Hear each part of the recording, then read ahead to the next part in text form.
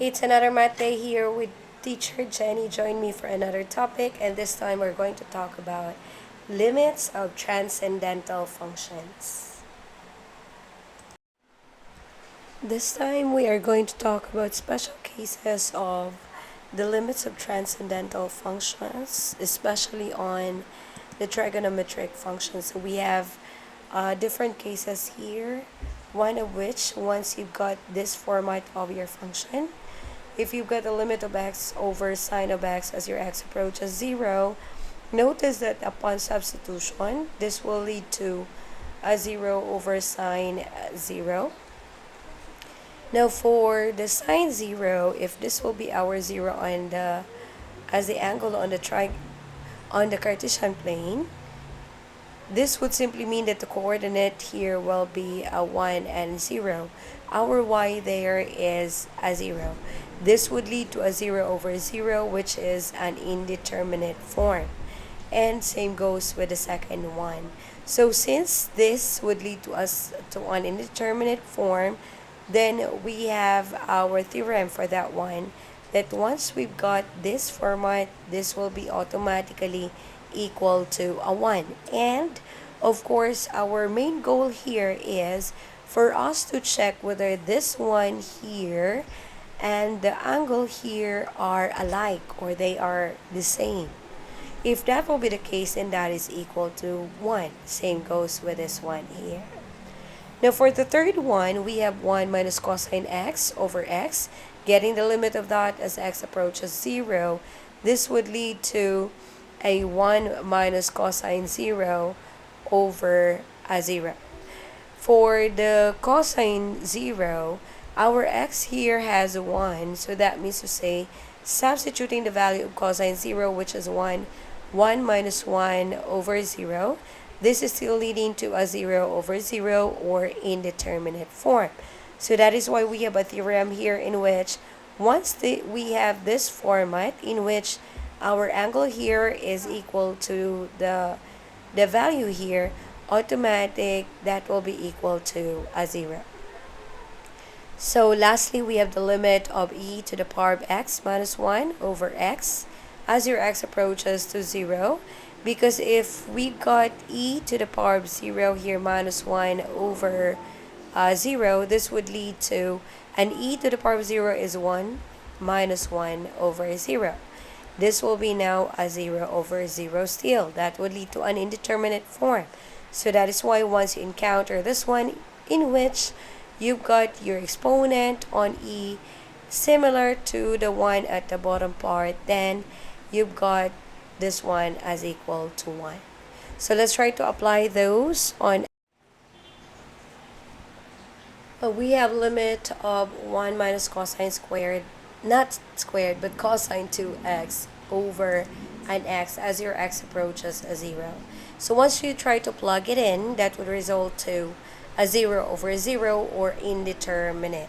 Now, we are to apply algebraic manipulation here because this is leading to an indeterminate form, which means we need to come up with this one and this part here as identical.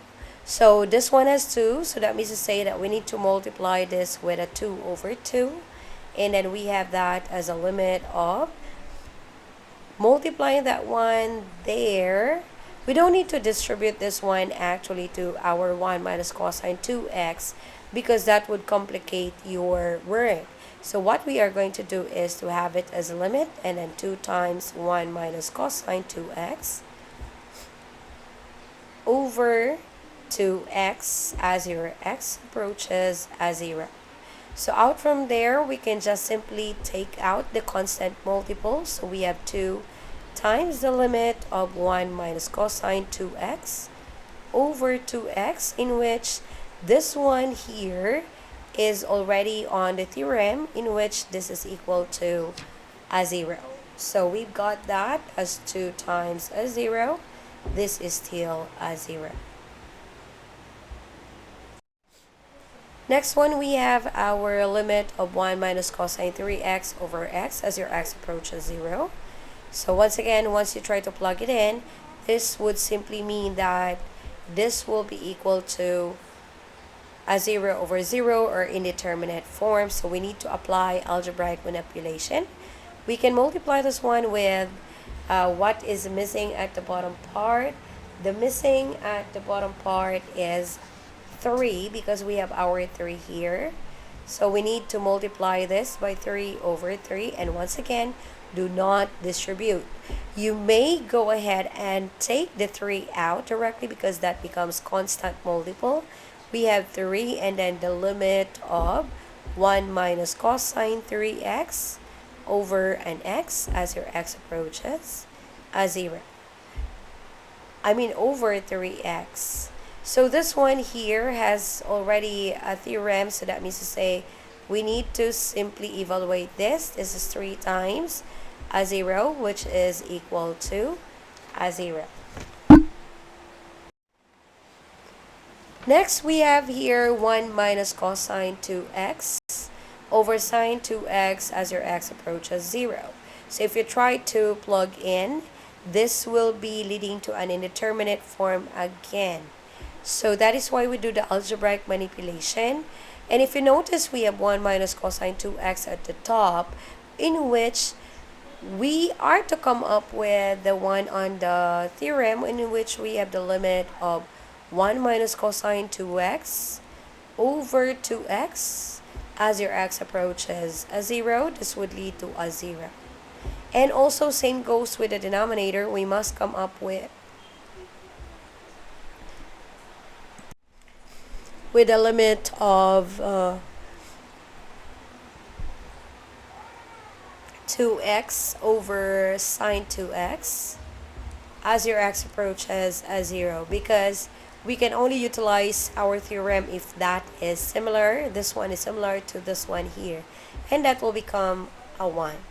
So the scenario is like that. So if you try to look at this, we don't have a denominator here, we don't have a numerator here, which means that in multiplying this one, the one that we're multiplying here is gonna be 1 over 2x over 1 over 2x. Now, why 1 over 2x?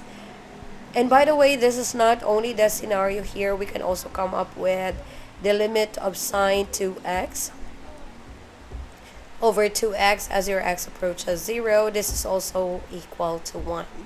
So upon multiplying each of the position here by 1 over 2x, we can come up with the denominator, which is similar to the angles. So this will now become limit of 1 minus cosine 2x multiplied to 1 is still 1 minus cosine 2x, but this has to have a 2x as the denominator, because this one is understood with a denominator at the top as 1. So multiplying each position, so that makes it like that. All over, we have, this one is understood still with 1.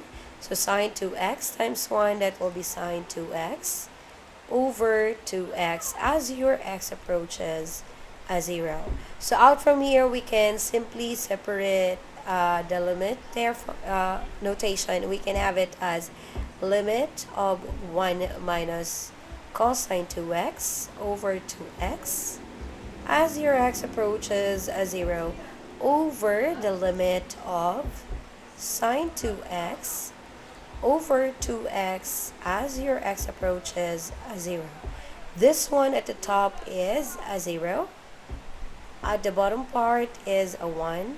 So which makes this one equal to a 0. So our limit for that one is a 0.